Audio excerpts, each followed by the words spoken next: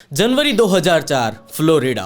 16 साल की मिस्टी एक शाम अपनी माँ के साथ चर्च में जाती है। वो लोग वहां पर जाकर पूरी तरीके से प्रेयर वगैरह करते हैं। सारे की सारी अपने विधि विधान से पूरी प्रेयर करने के बाद वो लोग वापस अपने घर पर आने लगते हैं। लेकिन वो चर्च उनके घर से लगभग 85 किलोमीटर दूर था। और खास बात ये नहीं कि वो 85 किलोमीटर दूर था, जबकि खास बात ये थी कि वो चर्च काफी ज्यादा गहरे जंगल में था। और वहां से अगर वो लोग वापिस आते हैं तो उन्हें एक जंगल से होकर सुनसान रास्तों से गुजरकर वापस अपने घर पर आना होगा।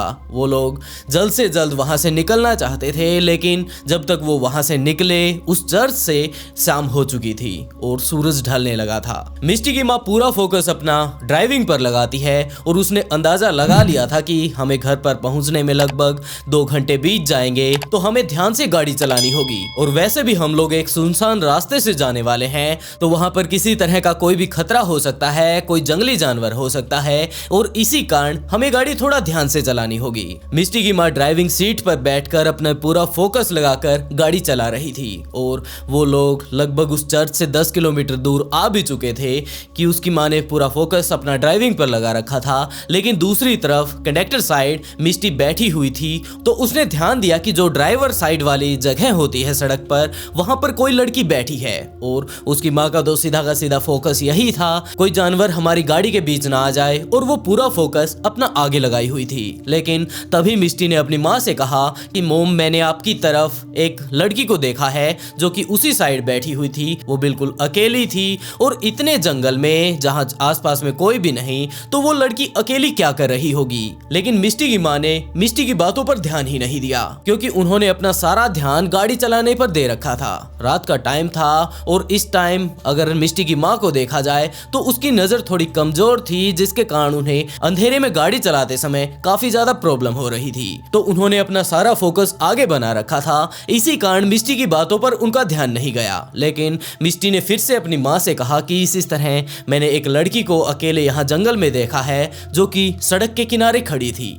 हमें वापस चलना चाहिए और उसे भी अपने साथ ले लेना चाहिए, क्योंकि यहाँ जंगल में उसे किसी भी तरह की कोई भी लिफ्ट मुझे नहीं लगता कि उसे मिलेगी। तो उसकी माँ ने ड्राइविंग साइड से अपना ध्यान मिस्टी की तरफ दिया और कहा कि क्या तुमने किसी लड़की को देखा है? यहाँ पर ऐसा कुछ हो ही नहीं सकता, क्योंकि चारों तरफ अगर देखा जाए तो या तो जंगल है या फिर सुनसान रोड है, और यहाँ पर अगर गाड़ियों को भी देखा जाए तो वो भी बहुत ही कम आती हैं, और ऐसे में मुझे नहीं लगता कि वहाँ पर कोई लड़की होगी। लेकिन मिस्टी ने कहा कि मैंने बड़े ही अच्छे से देखा है, वो रोड के साइड खड़ी थी और किसी भी तरह का कोई रिएक्शन नहीं दे रही थी। शायद अगर उसे पता होता कि हम लोग यहाँ से गुजरने वाले हैं तो वो हमसे मदद मांग लेती, और उसे जरूर मदद की जरूरत भी है। तो मिस्टी की माँ ने अपनी गाड़ी घुमाई और वो दोनों जाने लगे उसी लड़की की तरफ जहाँ पर मिस्टी ने कहा था कि वो लड़की खड़ी है। वो लोग जैसे ही वहां पर जाते हैं तो मिस्टी की माँ ने भी देखा कि एक लड़की रोड के साइड में बैठी हुई है। तो उसने अपनी गाड़ी का शीशा नीचे किया और उससे कहा कि बेटा, तुम यहाँ पर क्या कर रहे हो?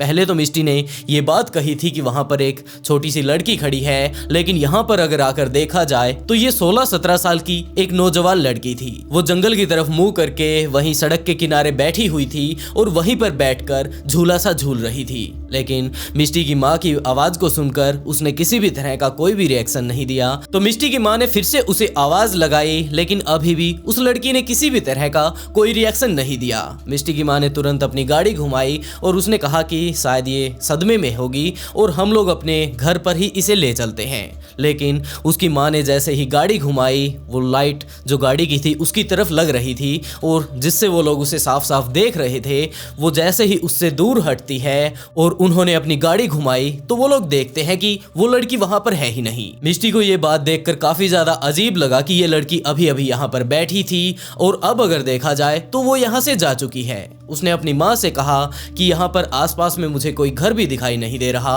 और वो लड़की कहाँ पर गई होगी। तो उसकी माँ ने कहा कि मुझे इस बात का कोई आइडिया नहीं, और हो सकता है उसका जंगल में यहीं आसपास में कहीं घर हो और वो वहां पर चली गई होगी। हमें उस पर ज्यादा ध्यान नहीं देना चाहिए और काफी ज्यादा अंधेरा होने लगा है, हमें जल्द से जल्द इस वीरान इलाके से निकल लेना चाहिए। वो लोग इस बात को सोचकर वहां से निकल लेते हैं और लगभग उसकी माँ अपनी गाड़ी को लेकर देखकर वहां से लगभग 10 किलोमीटर आगे आ चुकी थी। वो लोग एक चौक पर पहुंचते हैं, लेकिन वहां पर पहुंचते ही उन्हें दिखाई पड़ता है कि सामने एक लड़की बैठी हुई है। पहले तो उन लोगों ने आपस में ये बात करनी शुरू की कि लगता है यहाँ का माहौल ही कुछ ऐसा है कि रात होते ही यहाँ पर लड़कियां बाहर निकल आती हैं, लेकिन हमें इस लड़की से भी पूछना चाहिए कि इसे क्या प्रॉब्लम है, और अगर ये मदद चाहती है तो हम लोग इसकी मदद कर देंगे। लेकिन जैसे ही वो लोग उसके और ज्यादा नजदीक पहुंचते हैं तो मिष्टी की माँ ने मिष्टी से पूछा कि क्या तुम्हें भी लग रहा है कि ये वही लड़की है? तो मिष्टी ने भी कहा कि हाँ मोम, ये वही लड़की है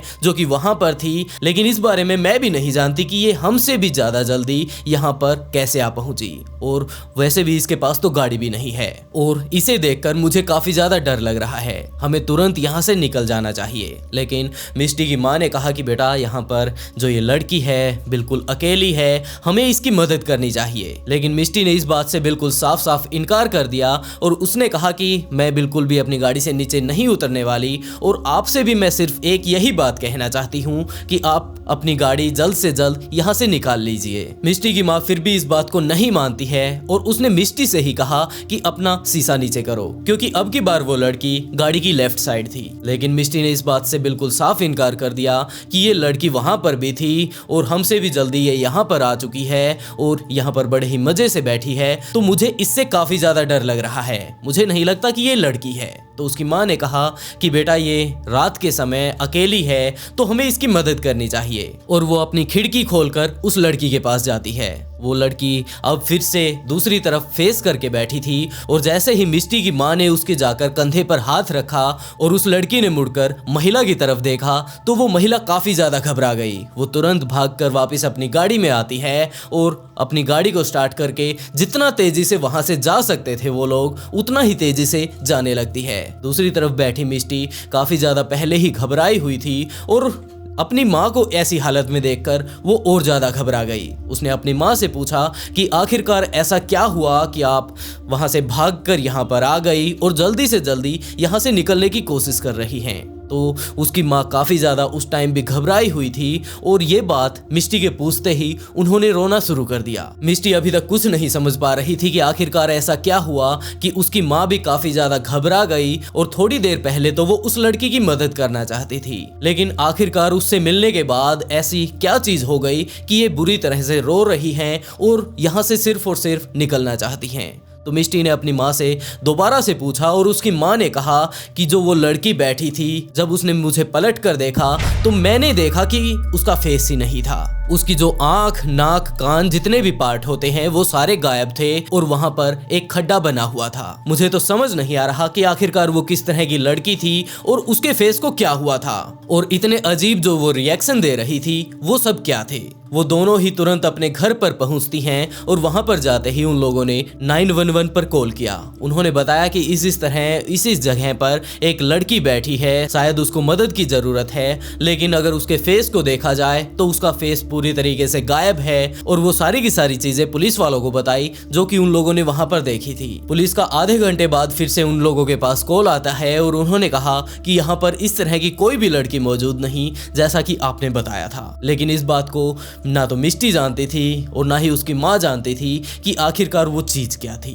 और दोस्तों, दूसरी घटना 2016 की है, जब 26 साल का मैट नाम का एक व्यक्ति न्यूयॉर्क से वॉशिंगटन घूमने के लिए जाता है। वो वॉशिंगटन में मौजूद जंगल में घूमना चाहता था, क्योंकि वो अपनी जॉब से काफी ज्यादा थक चुका था और वो बीच में थोड़ा रेस्ट लेना चाहता था। इसलिए उसने सोचा कि मैं एक बिल्कुल ऐसी जगह पर जाऊंगा जहां पर पूरी तरीके से शांति फैली होगी, और वहां पर अपना कुछ टाइम बिताने के बाद वापस अपनी जॉब पर आ जाऊंगा, जिसके लिए वो वॉशिंगटन के जंगलों में जाता है। मैट उस जंगल में पहुंचता है, लेकिन आगे अगर देखा जाए तो गाड़ी का कोई भी रास्ता नहीं था, जिसके चलते उसने अपनी गाड़ी वहीं पर लगा दी जहां से जंगल शुरू होता है, और उसके पास किसी भी तरह का कोई भी प्लान नहीं था कि आखिरकार उसे जाना कहां पर है। उसने सिर्फ एक ही बात सोची थी कि ये रहा मेरा मैप, और जहां पर भी जगह होगी, जो भी मुझे जगह अच्छी लगेगी, मैं उसी तरफ निकल लूंगा। तो वो पैदल ही अपना सारा का सारा तंबू वगैरह अपने साथ लेकर निकल पड़ता है उस जंगल में जहां पर वो अपना टाइम बिताने के लिए आया था। वो जंगल के अंदर लगातार जाता ही जा रहा था, और लगभग एक दिन चलने के बाद जब शाम हुई तो उसने सोचा कि यहाँ पर मैं कैंपिंग कर लेता हूँ, और अगली सुबह जैसे ही सुबह होगी तो मैं आगे का रास्ता फिर से तय करना शुरू करूंगा। वो अपना सारा का सारा टेंट वगैरह लगाने के बाद उसने आग जला रखी थी, उस पर थोड़ी देर टाइम बिताने के बाद अपने टेंट में चला जाता है और वहां पर सोने की तैयारी करता है। लगभग आधे घंटे बाद ही मैट को सुनाई पड़ता है कि शायद जहां पर उसने आग जला रखी थी बाहर, वहां पर कोई बैठा है। तो उसने अपने टेंट को थोड़ा सा खोला और बाहर देखना शुरू किया तो मैट ने पाया कि वहां पर कोई व्यक्ति बैठा हुआ है। मैट तुरंत अपने टेंट से बाहर आया और उस व्यक्ति से पूछने लगा कि तुम कौन हो और क्या तुम भी यहाँ पर कैंपिंग करने के लिए आए हो। और ये सारी की सारी बातें बोलते बोलते जैसे ही मैट ने उसकी तरफ टॉर्च जलाई, उस व्यक्ति को पता चल गया कि मैट उसकी तरफ आ रहा है तो उसने तुरंत वहां से भागना शुरू कर दिया। मैट को कोई अंदाजा नहीं था कि ये बंदा मुझसे दूर क्यों भाग रहा है और अभी अभी तो मेरी जो कैंप फायर थी उसके पास बैठकर ये बड़े ही मजे से टाइम पास कर रहा था, लेकिन मेरे यहाँ आते ही ये भागने क्यों लगा। मैट भी उसके पीछे पीछे जाता है और उससे नॉर्मल बातें करने की कोशिश करता है, लेकिन तब तक वो व्यक्ति वहां से काफी दूर निकल चुका था। मैट को कोई अंदाजा नहीं था कि ये बंदा आखिरकार मुझसे दूर क्यों भाग रहा है, लेकिन उसने उसके ऊपर ज्यादा ध्यान भी नहीं दिया और उसने यही बात सोची कि शायद ये पागल होगा और यहीं पर कहीं आसपास में रहता होगा। अगली सुबह होते ही मैट ने अपनी सारी की सारी फिर से पैकिंग की और आगे के रास्ते तय करने के लिए वहां से निकल पड़ता है। वो लगभग 15-20 किलोमीटर आगे और जाता है, लेकिन जैसे ही शाम होने लगी और अंधेरा होने लगा तो मैट को पता चलता है कि इसके अलावा वहां पर कोई और भी मौजूद है। वो व्यक्ति वहां पीछे काफी सारे पेड़ पौधों के पीछे छिपा हुआ है और जब मैट ने पूछने की कोशिश की कि सामने कौन है तो वहां से एक काफी ज्यादा डरावनी आवाज में एक सवाल आता है। सामने वाले व्यक्ति ने पूछा कि क्या तुम्हें बेले के कैनियन का रास्ता पता है। उसकी जिस तरह की आवाज थी वो किसी आम व्यक्ति की नहीं हो सकती और उस आवाज को सुनकर मैट काफी ज्यादा घबरा गया और उसके जवाब में मैट ने कहा कि मैं किसी भी तरह के कैनियन को नहीं जानता और तुम कौन हो, मेरे सामने आकर मुझसे बातें क्यों नहीं करते। और इतनी बातें होते ही जैसे ही उसे जवाब मिलता है वो वहां से गायब हो गया। शाम का टाइम था, लेकिन मैट अब काफी ज्यादा घबरा चुका था कि आखिरकार वो बंदा कौन है और वो यहाँ पर क्या कर रहा है और क्या वो वही बंदा है जो कि मेरी कैंप फायर पर मुझे मिला था, और अगर वो भी है तो मेरे पीछे पीछे यहाँ इतनी दूर वो क्यों आया है। जैसे ही रात को सोने का टाइम हुआ तो मैट को बाहर पत्तों के ऊपर किसी के चलने की आवाजें आने लगी और ये आवाजें पिछली रात भी आ रही थी, लेकिन पिछली रात मैट ने ये अंदाजा लगाया था कि हो सकता है ये जंगल है और यहाँ पर किसी तरह का कोई हिरन, कोई खरगोश या फिर कोई जंगली जानवर घूम रहा होगा। अगर मैं अपने टेंट में रहता हूँ तो मैं सेफ रहूंगा, लेकिन वो आवाज आज भी आ रही थी और आज उसने एक अजीब से व्यक्ति का सामना किया था जिसके बारे में मैट को कोई अंदाजा नहीं था कि वो कौन था। वो कोई पागल आदमी था, सिंपल आदमी था और आदमी था भी या नहीं। मैट अब काफी ज्यादा घबरा चुका था और आगे का रास्ता वो जल्द से जल्द तय करना चाहता था। वो चाहता था कि जो ये व्यक्ति मेरे पीछे पीछे आया है और जो ये मुझसे अजीबोगरीब सवाल पूछ रहा है मैं इससे दूर चला जाऊं, जिसके लिए मैट ने वापस अपनी गाड़ी की तरफ चलना शुरू किया। लेकिन बीच में ही रात हो गई फिर से और अब मैट को ये अंदाजा था कि हो सकता है वो व्यक्ति पीछे ही रह गया होगा और अब वो मेरा पीछा नहीं कर रहा होगा। मैं जल्द से जल्द सिर्फ अपनी गाड़ी तक पहुंच जाऊं और उसके बाद यहाँ से निकल जाऊंगा। और जैसे ही रात होती है मैट अपना सारा का सारा कैंपिंग वगैरह जचाता है, उसके बाद अपनी बाहर आग जलाता है और सोने के टाइम फिर से जाकर सोने लगता है। तो फिर से उसे इस बात का फील होने लगा कि वो व्यक्ति यहाँ पर आ चुका है और मैट के इतना सोचते ही दूसरी तरफ काफी सारे पेड़ पौधों के पीछे से एक गुस्सैल आवाज में वो व्यक्ति यही बात पूछता है कि क्या तुम्हें बेले के कैनियन का रास्ता पता है। और अब की बार मैट ने उसके पास जाने की कोशिश की और कहा कि तुम कौन हो, मेरे सामने आओ और जिस भी तरह का तुम्हारा रास्ता है वो मैं नहीं जानता।